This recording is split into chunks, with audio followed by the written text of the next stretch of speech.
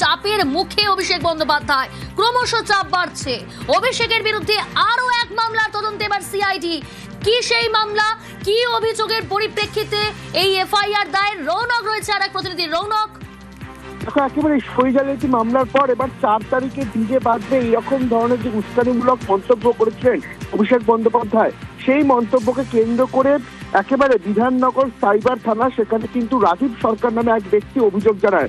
এবার সেই যে মামলা, সেই মামলার তদন্ত ভার নিল সিআইডি। গতকাল রাতে বিধাননগর সাইবার থানার পক্ষ থেকে এই মামলাটি সিআইডি সাইবার শাখায় হস্তান্তর করা হয় এবং এবার থেকে এই মামলার পুরোপুরি তদন্ত করবে সিআইডি। এবং যে বিষয়টি জানা যাচ্ছে যে ইতিমধ্যে কিন্তু এই মামলার তার বিরুদ্ধে, অভিষেক বন্দ্যোপাধ্যায়ের বিরুদ্ধে যে তথ্য সংগ্রহ, সেই তথ্য সংগ্রহের কাজ ইতিমধ্যে গোয়েন্দাদের তরফে তারা শুরু করেছেন।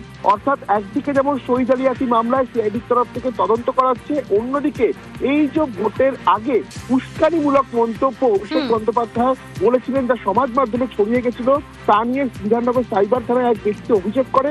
এবার সেই অভিযোগের প্রেক্ষিতে মামলা বিধাননগর সাইবার থানার পুলিশ করেছিল, সেই মামলা তদন্তভার নিল সিআইডি। বেশ,